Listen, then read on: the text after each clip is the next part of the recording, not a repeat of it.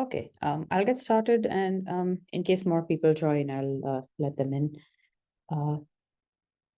Thank you for joining me for Data Science Tapas today. My name is Meg Krishnaswamy, and today we'll be looking at speech-to-text processing with Whisper AI, also known as transcription. And I'll be walking over what Whisper AI is, what are speech models, and how do we get all of these tools to work together and understand the structure of both our input and our output. So the first thing that I'm going to do is I am going to make sure that I am sharing the right screen. Hold on.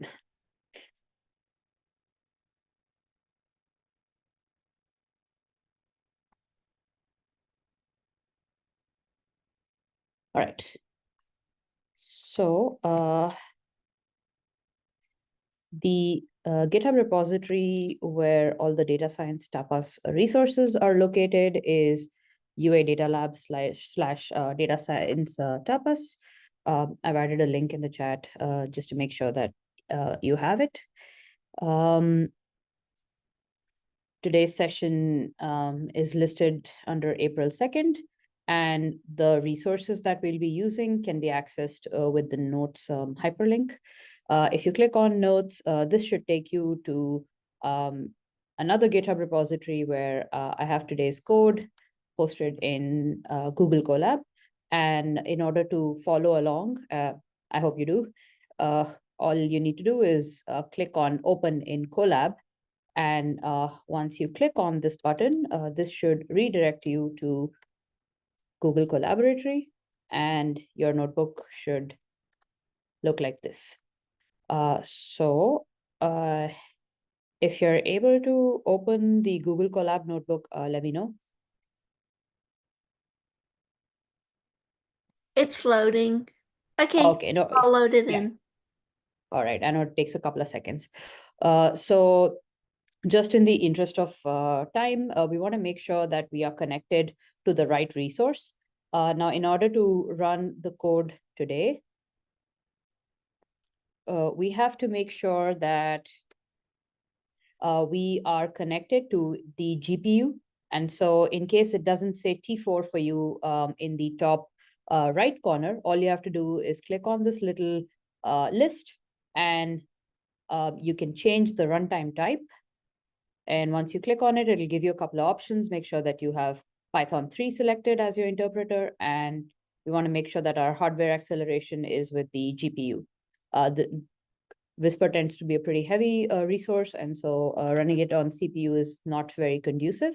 So we want to make sure that our GPU is selected. Once you click on that, it should say T4 over here. And I've just paused my connection right now to save compute, but in your case, there should be a little green graph here that lets you know that you're connected to the T4 GPU.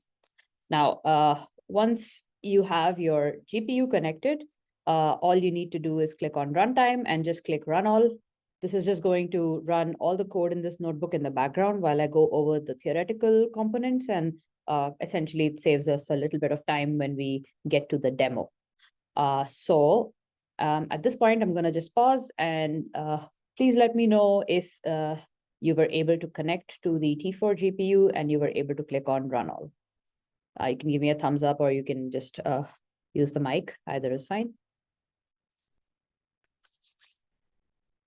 It's saying connecting to Python 3 Google Compute Engine backend GPU.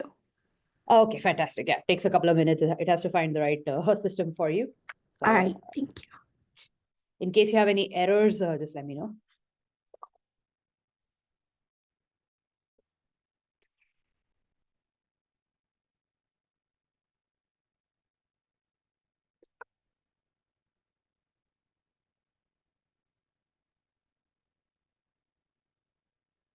And hey, Amelia, same for you. If you're planning to follow along the code today, just make sure that you're connected to the T4 GPU, and you're hitting on run all so that the code can run in the background while I go over the theory. Yep, for me, it's all set up. Fantastic. So it'll just keep running, and while it runs, I'll explain what we're doing today. All right, so let me just quickly check my housekeeping. Is recording on? Am I recording? I believe I am. Yes. And audio and screen share works. You have the notebook and everything's good. All right. Now, when it comes to speech to text, and there are some allied terminology that's good to know as we embark on this journey. The first thing is the term speech to text, or STT. This is a natural language processing task. In this task, we take an audio file as our input, hopefully audio file that actually contains human speech.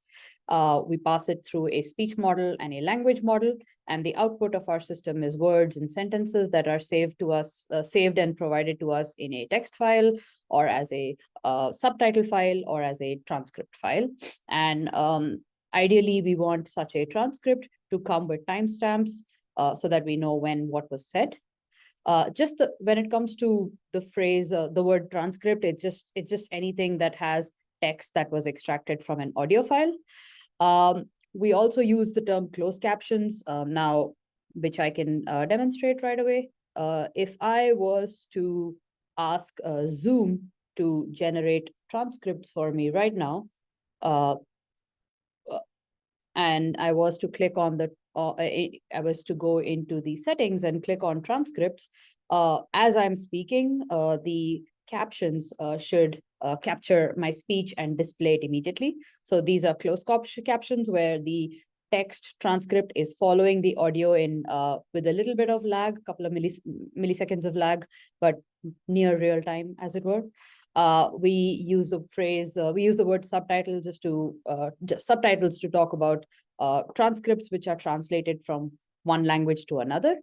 And the metric that we use in order to assess how well our transcription or our translation model is performing, one of the measures would be word error rate, where we're trying to find out how many mistakes our language system is making for every 100 words. So it's just a proportion. If our word error rate is very high, that's a bad thing. It means that there's just a lot of errors in our transcript. And if the number is low, that's better for us.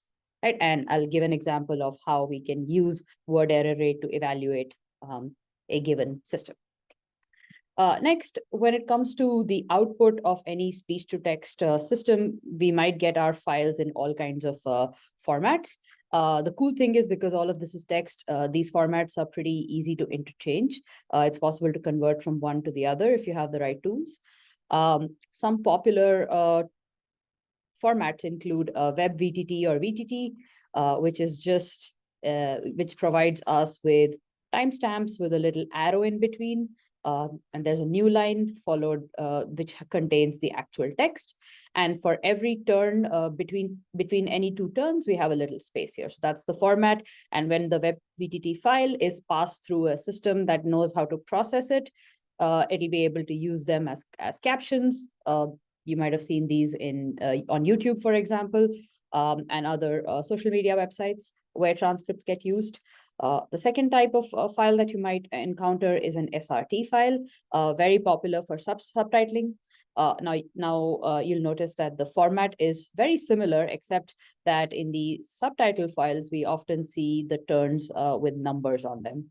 Right. So again, a subtitle processing file will be system will be able to look at this file and correctly pick out all the turns, and it'll be able to use all of these timestamps to align your SRT file and all the text in it with a video. So that's kind of how captioning or subtitles work in the backend. Now, another format that we might encounter is JSON, where it's just all of the data is just stored in a structured form. Again, it just has a lot of curly braces, and but then essentially it's a way of grouping our start time, end time, and text, essentially.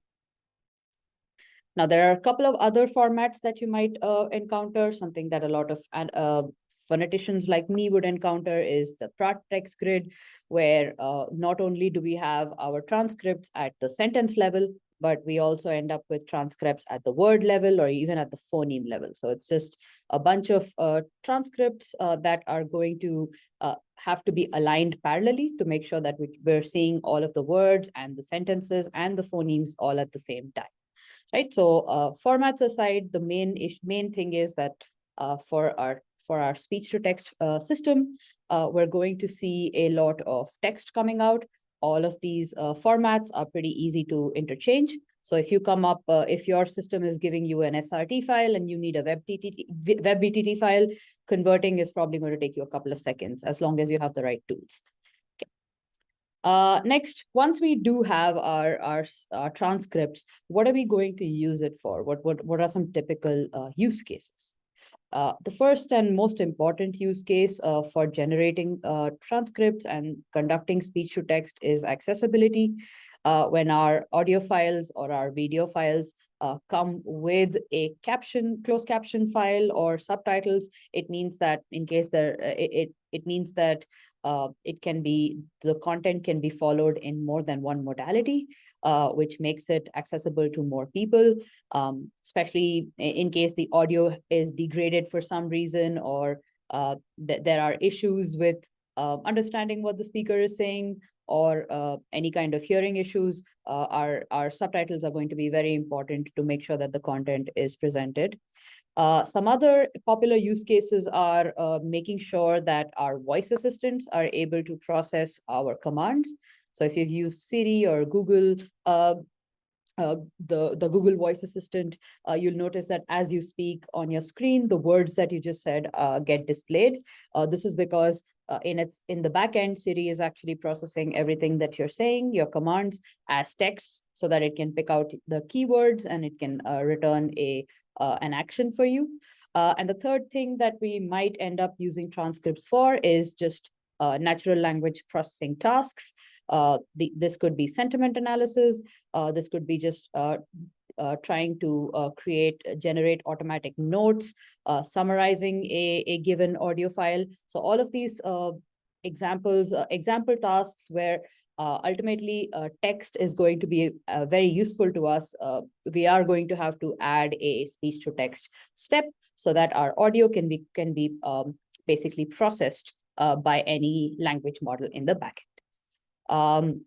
Next, how do we go about conducting transcription?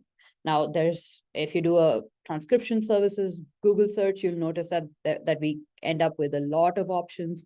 Many of them are websites where you basically have the option to upload your file and have it processed. But as researchers, this might not always be an option for us. And so it's good to have some tools that we can run in our own system or run in a controlled environment. And that's one of the tools that we're going to look at. Some other tools that I have discussed previously, but are also open source and can be run in a closed environment include Koki and SpeechBrain. There are also paid services where where there is an interaction with the cloud needed. So this is Zoom, Amazon, and Google ASR. All of these, while Zoom is free for UFA affiliates, the other two options are going to require money, and special caution for AWS. They take a credit card number and then they just run it. So I encourage everyone to exercise caution while using that too. Now, the simplest way that no-code way to generate transcripts would be basically to use the Zoom transcription service. All you have to do is access your Zoom Cloud account, and if you are in a meeting and your captions are on and your meeting is being recorded, the transcripts for your meeting are going to be stored in the Zoom Cloud, and you can access them anytime. Zoom typically generates VTT files. It also generates just a text file where it just displays all the text that it sees. And of course, if you have more than one speaker, it's going to generate more files to make sure that all the text is accessed. If your data collection pipeline involves Zoom, there's some documentation that I've included in the notebook today. It's definitely a very handy tool. The word error rate is pretty low, and it's very straightforward for all of us to use. So that's an option that you can definitely look at. once we have chosen the tool that we want to work with, the next question is, what do we do with all the text that comes out of a downstream NLP task? So some examples, as I said, if you've been using Zoom AI in your meetings, you'll notice that most meetings now come with conversation summarization and note taking. So there's a Zoom AI bot in the background that can simply look at all the look through the transcript and give you automatic notes. You can conduct topic analysis to find out what is being spoken about. If you're specifically trying to find out what are the important elements in the conversation, a task like named entity recognition is very popular, where the system will return all of the names, proper nouns that it sees in a text file, which tells you a little bit more about the entities that were being discussed. And because we're working with speech, and because in case our transcript has more than one speaker, we can conduct a speaker dominance test. We can find out who was speaking the most, who was leading the conversation, and we can also conduct conversation quality assessments. So if you want to look at what is being said qualitatively, having transcripts at hand gives you more to work with when you conduct your quality tests. Now, I'll give you a couple of seconds to think of any other tasks that I didn't cover so far. And if there's any other examples that come to mind, do put them in chat.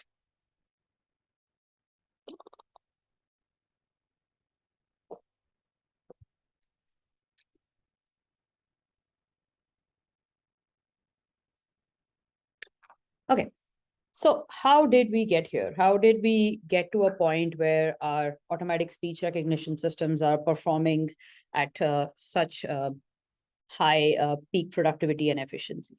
One of the architectures that helped us get here is transformers. And I'm going to talk about it a little bit. And in case you're interested in learning more, I have a previous workshop and I can share the resources with you to better explain what transformers are. When it comes to automatic speech recognition systems, we're essentially talking about two models that are interfacing with each other. The first is the speech model, which is actually looking at our audio signal. Our audio signal is just energy changes over time. And to go from energy changes over time to something that's meaningful and contentful, we have to convert our audio signal into text. We have to process our audio signal. We might have to remove noise from the signal. We might have to preserve the times where someone was speaking, and we might have to identify the source of our sound. So there's a bunch of speech and sound specific tasks that first happen.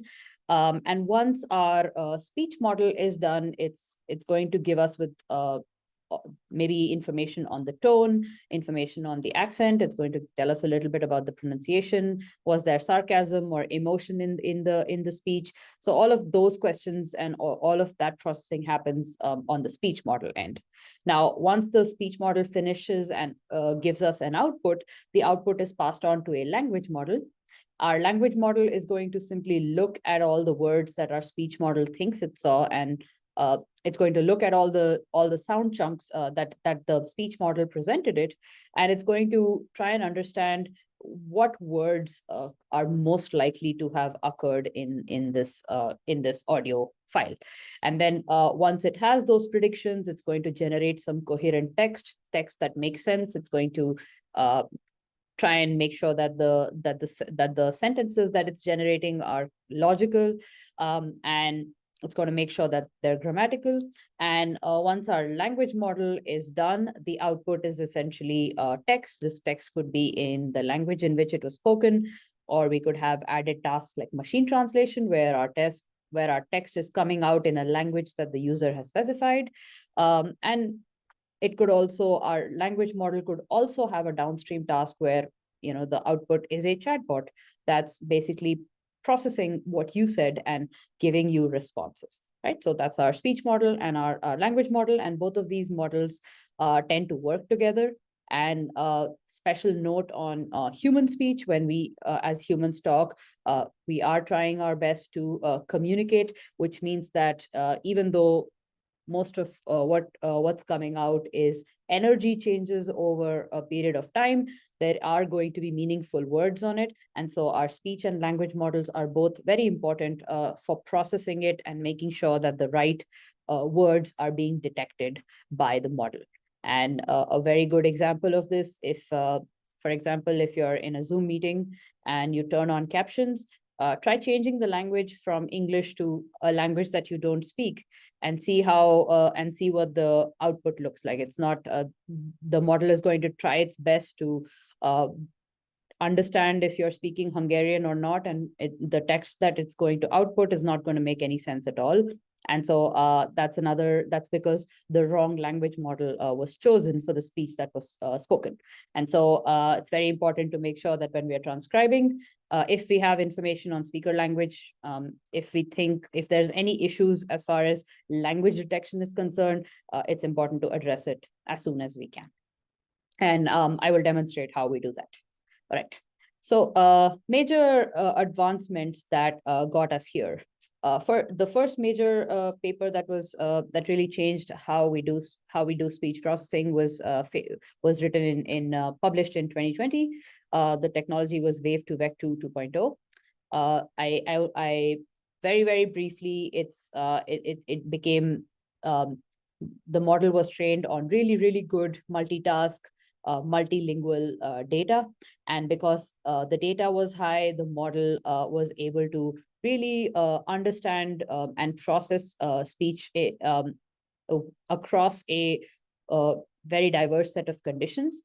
The training data also had a lot of noise. It had recordings that were from all kinds of different settings. And so all of this really helped the system take advantage of the kind of neural network architecture that they had built, and the robustness and diversity in the data really helped the model to perform at a very high performance level. Now, building on Wave 2 Vec 2, the Whisper model, which has a very long name that almost no one ever speaks about, was again trained on more than 680,000 hours of data. And this is improving as we speak. Like, they continue to add more data and more language support to the system. And so it's a continuously evolving model that's getting better with time. And this is kind of what the pipeline looks like. We're giving, as its training data, the model is training on transcripts. It's being told that, hey, here's a speech file, and here's exactly what is being said in this speech file. And so it's able to learn from this relationship between text and speech. And this is happening across languages. It's happening across speech in which people are speaking more than one language. It's also learning to differentiate between speech and noise, speech and bird sounds, speech and dog barks, and all kinds of other conditions. And once it's able to learn in this sequence to sequence way, ultimately it's able to the processing happens, and simultaneously, not only is it generating transcripts, but it's also generating a translation of a transcript from a non-English language to English. That's kind of how it's set up. Now we have more translation support, but most of the training data for the machine translation task is from a target language to English. And so automatically, if Whisper AI is processing speech in a that's not in English, it's going to give you translations as well. And it's also doing a bunch of other tasks at the same time, which I'll talk about in a couple of minutes. So there's just, in case you're interested in the science and the behind the scenes, this is kind of, I've added a couple of lines on how Whisper works.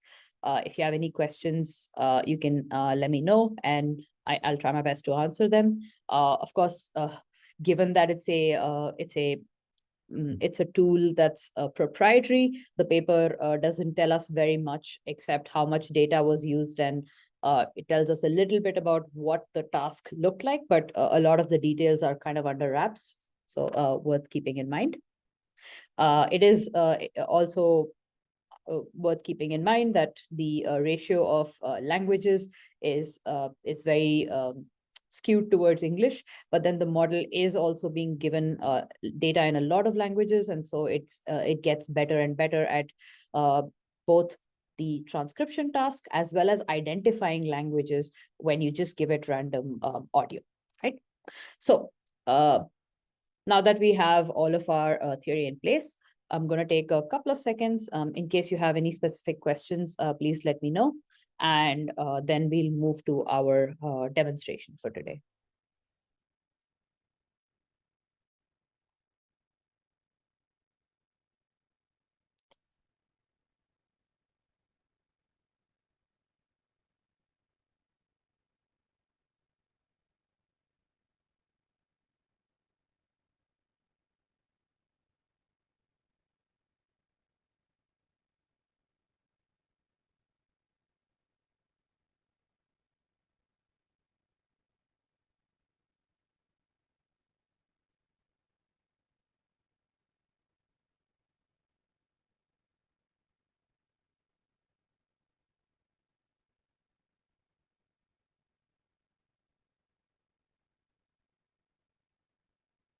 Okay, so I'll get started. I just hit run all again just to make sure that I have functional code.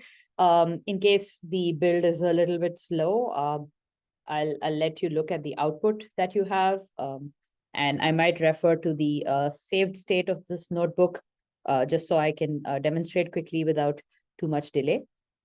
Now, the first thing that we want to do when we are conducting our transcription task, we want some audio files. So I have a couple of MP3 files here that I got from the Whisper AI's native demonstration.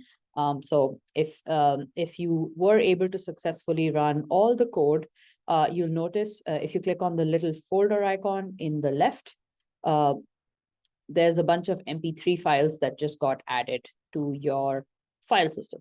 So these were actually downloaded into Colab by our code, and it's going to be ready for us to use, right? So the first thing that I'm going to do is check if my audio is there. And all I have to do is click on these buttons, which hopefully will play some sound for me.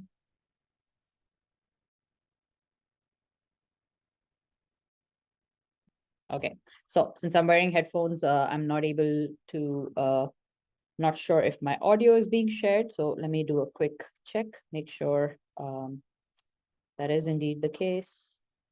Okay.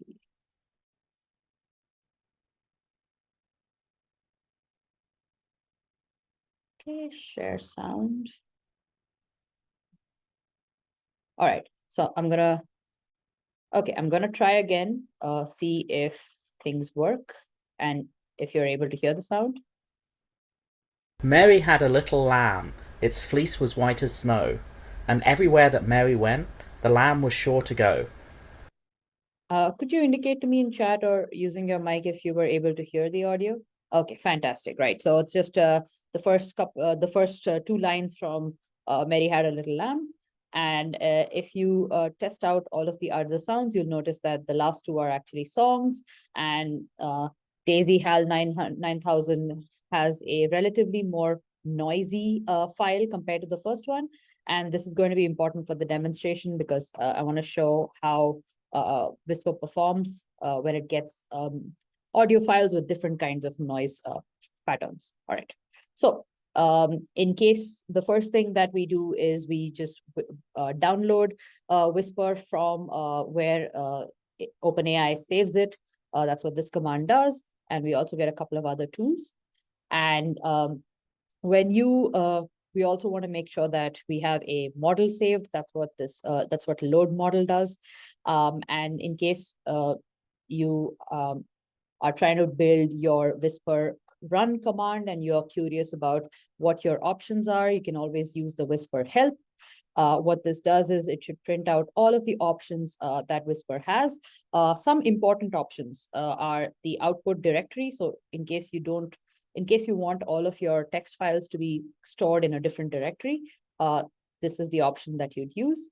Then in case you want to translate or specifically transcribe, you can tell Whisper what your task is. Basically, if you give it one task, then it'll only give you the output related to it.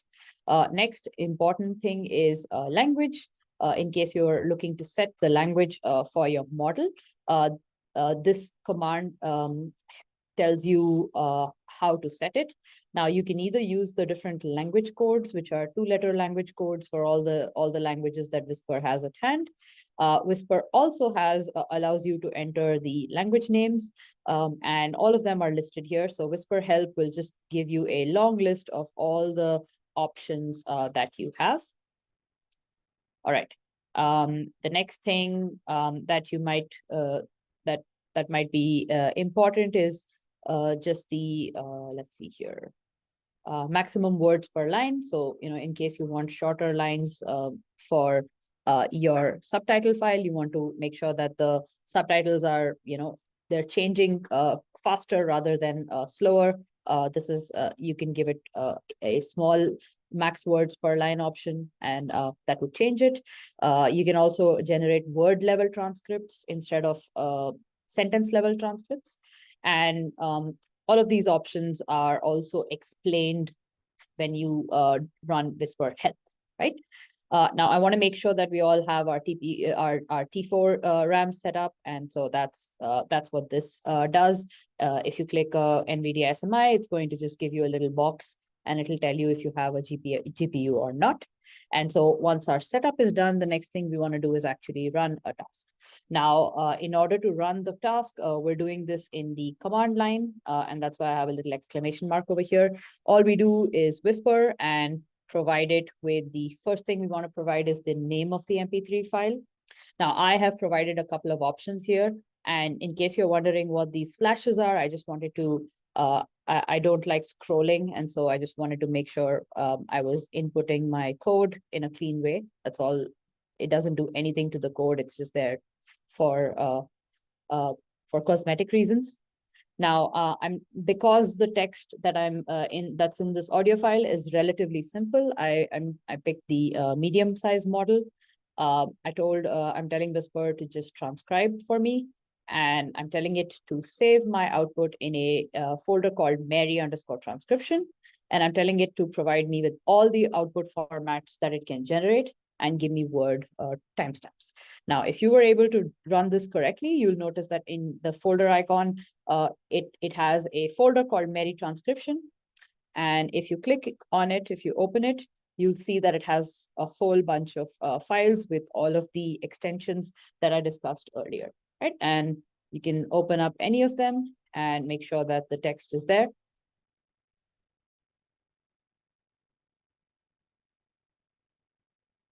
Right. Now, the next thing that we might want to do is play around with the parameters a little bit. Now, in the second example, where I'm using allstar.mp3, I'm asking it to give me I'm giving it very similar options, but if you're interested in understanding what the options are, like how to change these, you can try changing the model size. You can try translate and see what happens. Do you get an error? Does it work? Let me know how it ran. You can also try some of the other options. You can change, you can set the output format to give you only one output format instead of all of them.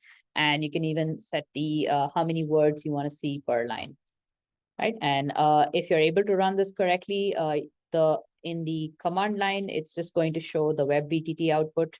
So it's going to give you start time, end time with arrows, and it's going to show you what the words it thinks exist in this time duration. All right.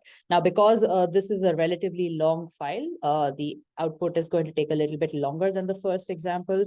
You can try running it right now, and you'll see that it's just going to keep going. And it outputs one at a time. And once it's completely done with the file, it saves all of them. Now, this task that we did so far is the transcription task, where all we wanted was what exactly the text is saying in the language that it's being set. Now, the next thing that we can do with Whisper is a translate task. And the important thing when giving, the important thing to note here is that when Whisper is processing your audio file, it's going to first listen to the first 30 seconds of the audio, and then it's going to determine what language is being spoken. So the first thing it does it does language detection, which also takes a certain amount of compute. So if you already know which language your audio file is in, it's always a good idea to provide that language, because that way you save time and you make your code more efficient. Now, in this case, I do know that this MP3 file is in, it's a bilingual Korean-English file. So I'm just going to go ahead and give Korean as the language, since there's more Korean in the song than English, I think. But also, this also makes sure that the model is sensitive to the speaker's accent. Now, in this case, I've set my task to translate. So it's going to listen to the audio and it's going to tell me what the audio is, but in English, right? And the rest of it, I'm just told it to give me one output, which is in the SRT format, right? And so if you run it in your command line, you're going to see, again, it's going to look very similar to the previous text. However, the important thing to note is this is not what's actually being said. This is the translation that Whisper is providing. And in case you're a Korean speaker or you're using a non-English language for your transcription, I urge you to check the translation quality and make sure that it's doing a good job. And if not, there are other machine translation tools that you can use as well. Okay. Now here, if you want to play with the code a little bit, you can change the task from translate to transcribe. You can change the language from Korean to Hungarian or Scottish. Just choose a different language and see what happens. Or you can also choose to change the language to English, see what happens, or just don't give the language at all and see if Whisper is able to correctly identify which language is being spoken. All of these are fun, steps that you can take and test. So I'm going to just pause here for a quick second in case you are testing the code or in case you have any questions.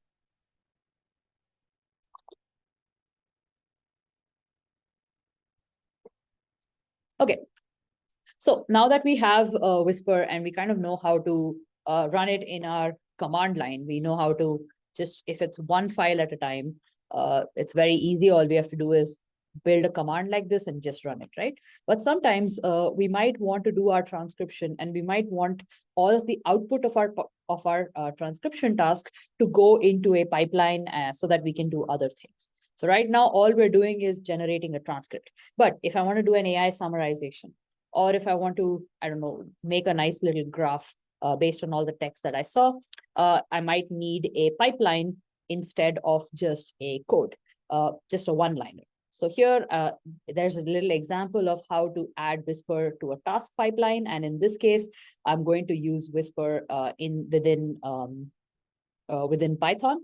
And all I'm doing is creating a little function, and this function is going to process the audio for me so that it's in the right format.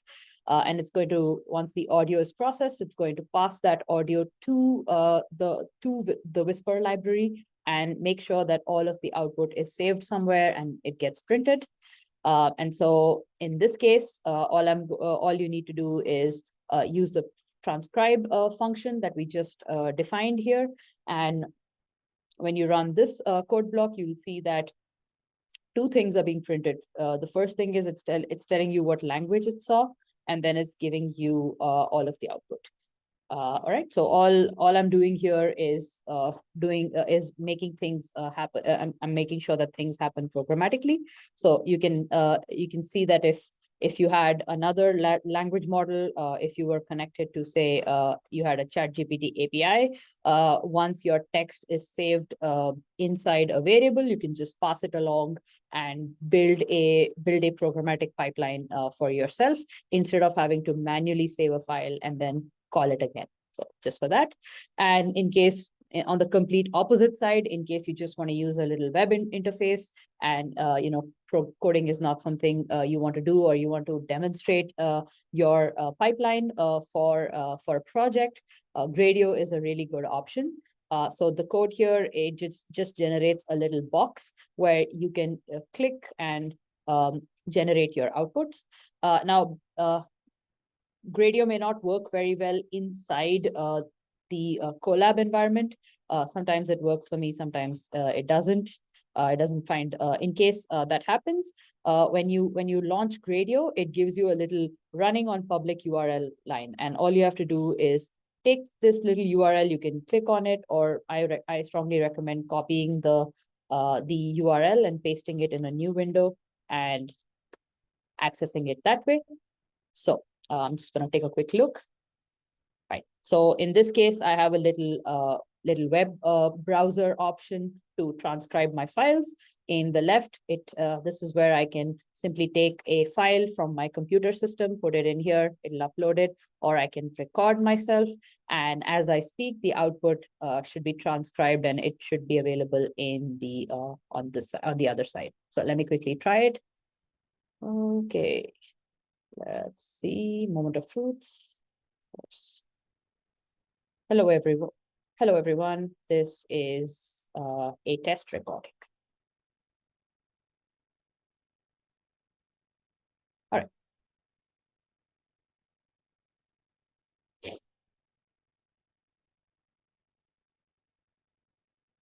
right. Please let me know if you can hear me. Okay. Right. So just as part of the demonstration, I recorded a little file here, and the text that I said was correctly outputted in the output format. So just another neat way to do what you need to do. Right. And so that's you can use it in a pipeline, or I basically used the pipeline code to create a little web UI for myself so that the transcription can be done more easily. Now, once we have our output, I just have two small examples of what we can do with it. The first thing is I'm going to demonstrate a little downstream natural language processing analysis. In this first example, I want to see what words were being spoken, and I just want to print them out in a nice, pretty way. And so for this demonstration, I'm going to use the allstar.mp3 audio. We got the transcript that's saved in the .txt file, and all I'm going to do is read this in, and I'm just printing the first 20 characters, but you can change this to say 100, see what happens. Then we're going to get more text. The next thing I do is import some libraries that can help me with my natural language processing analysis. For this example, I'm going to basically remove all the stop words and only keep the function words. What this means is words like a, and, there, many of these words may not be meaning carrying, and they're also used in very frequently in English. And so when we want to do any content analysis, we want to make sure that all the stop words are extracted first. Different languages have different stop words. So in this case, I'm just invoking the stop words in English. And basically, the first part of my demonstration, it uses the natural language toolkit and downloads the stop word list. And if you print it, you'll see that many of these are very just words that you see in English quite a bit. The next thing I'm doing is I'm pre-processing my text, my transcript file. What this does is I'm going to create two versions of my transcript, one where I've removed all the stop words and one where I'm keeping the stop words, just to demonstrate.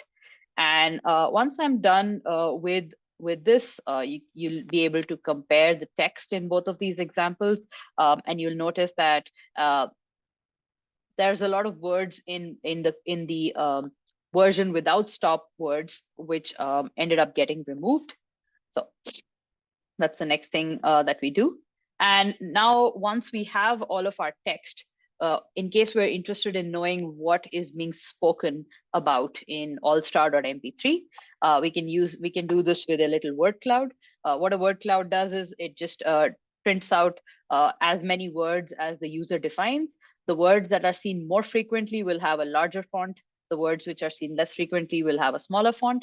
And so if you run the word cloud code, it's going to generate two word clouds for you. The first one is for, let me see. This is for the text with all the stop words. And in the second version, I'm just going to remove all the stop words and try running it again. And I invite you to look at both of these options and see if the text is identical or if there's differences.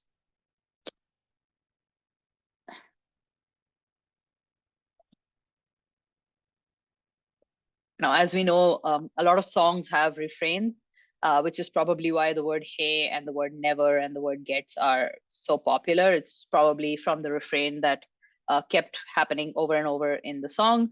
If instead of a song you chose prose, you might see the results might look a little bit different, right? So we definitely know that shooting stars, golds, all of these are being spoken about. I also, for this demonstration, I just used a light template and a dark template. So you can pick which one looks good to you. And of course, you're not limited. You can use word clouds on literally any text that you have. And it should probably work for you. So this is just a simple natural language processing task that we carried out, and we created a little visualization of our transcription output. So a lot of big words, but essentially when we get down to doing it, the tasks are fairly simple and straightforward. Now, the last thing we want to do is when we are running any model, we want to make sure that the model's functioning at a high level of efficiency and precision. And for that, it's a good idea to calculate the word error rate. And for this demonstration, I'm going to use the GIWER, Jiver, I guess is how it's pronounced, library. And this helps us do the word error rate math. Okay. And in order to assess the code, whenever we want to conduct a word error rate calculation, we're going to need two versions of the transcript. The first one, we call it the gold transcript or silver transcript. This is the text where we have a high degree of confidence in its quality. So this could have been manually generated by a professional transcriber or by a person or by any human listener, or could be a model that we really trust. So that's our gold or silver transcript. The second one is our target transcript, and that's the transcript from the model that we're trying to test. So in case you see these two words, that's all it means. Now we're just setting up our library here, making sure that we have GPU access. And what we're doing is over here is we're going to download a corpus which has gold transcripts for a whole bunch of MP3 files. So we're going to take lots and lots and lots and lots of sound files, and we're going to have transcripts for all of them. And this is because having more data just makes sure that our evaluation is robust. So once we have our data set, which has gold transcripts and audio, we're going to ask Whisper to generate a transcript for each audio file in that data set. And then we're going to see if how many mistakes or how different the gold transcripts are from the transcripts that Whisper generated. So that's all we're doing in this demonstration, right? So once your model is loaded and your data set is loaded and Whisper runs through all of the sound files in this data set, this is what it's going to look like. The generated transcripts is what we got from Whisper, and gold transcripts are what the data set where some human being actually sat and did the transcription, right? And so if you'd like, you can take a couple of seconds to just read over the output, see if any errors stand out to you. Do you see any mistakes in the transcription just by looking at it?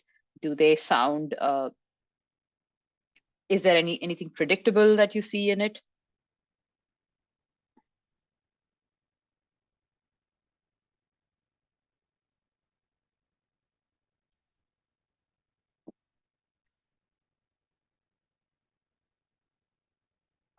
So once we have our Whisper generated transcripts and the gold transcripts, the last thing we want to do is just compare both of these.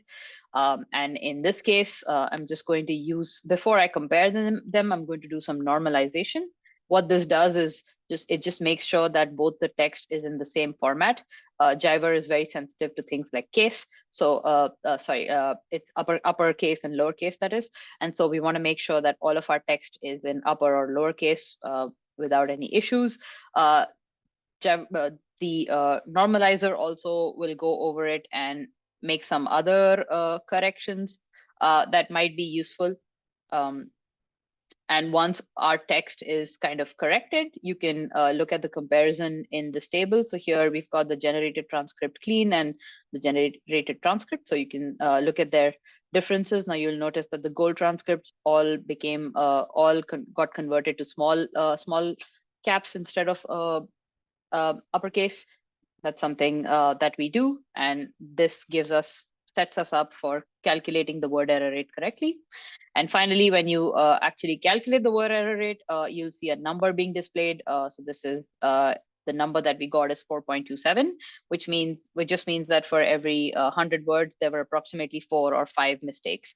Okay, so we tested it on 2,620 audio files. So we gave it lots of data, and we wanted to make sure that our model is running really well. And so on a corpus with 2,620 audio files, we saw about 4.27 errors for every 100 words transcribed, which is pretty good. That means that 96% of all words that were transcribed were actually done correctly.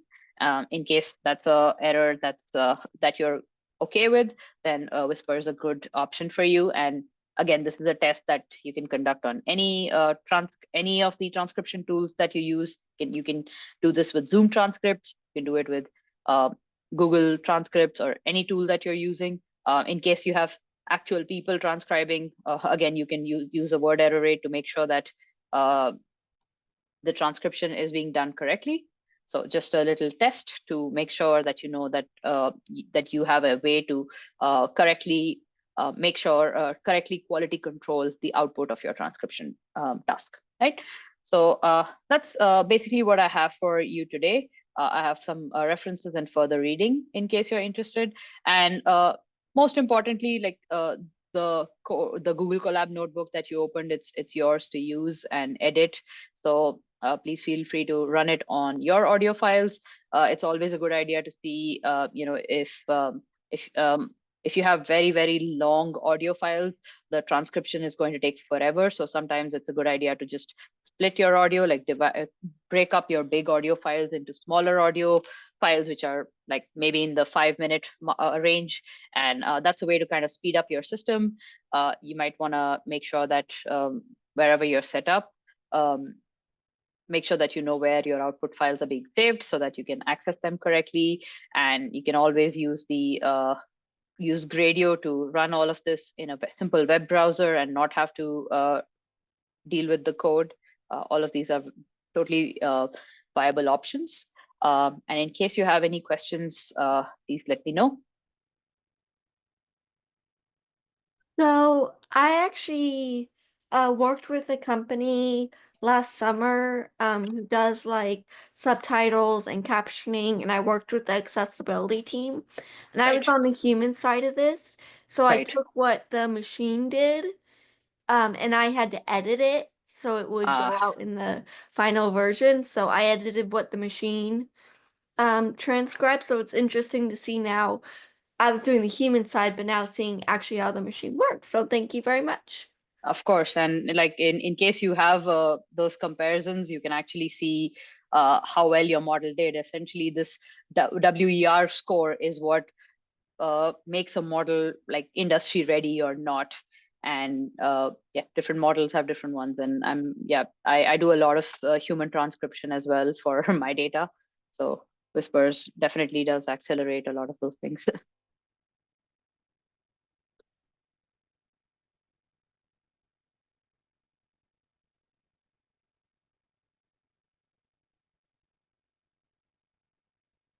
Right. So if there are no further questions, then that's all I have for you today. Thank you so much for joining me. This was speech to text with Whisper AI. Please, if you have any questions, you can always reach out to the Data Science Institute team, and we'd be happy to assist. And yeah, we're also open to consultations. Thank you for joining.